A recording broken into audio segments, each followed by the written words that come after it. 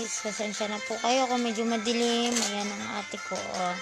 Tinutulungan niya ako magpilas ng mga notebook na may mga sulat. Ito, kaya na yan.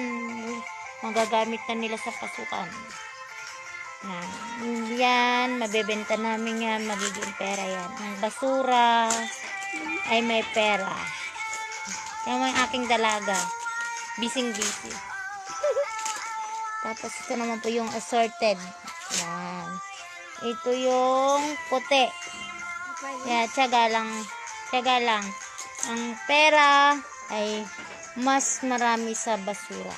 Kahit basura siya, marami napapakinabangan. May bebenta mo siya sa junk shop. Ito naman, magagamit pa ng estudyante ko pagdating ng pasukan. Dami guys na. Okay. Ate Cara kung makulit. Sensya na po kayo kung madilim kasi ito lang po ang ilaw namin. Bigay po nila Pastor Sun King. Kaya sensya na kayo guys kung medyo madilim yung aming ano na itsura ng ate ko.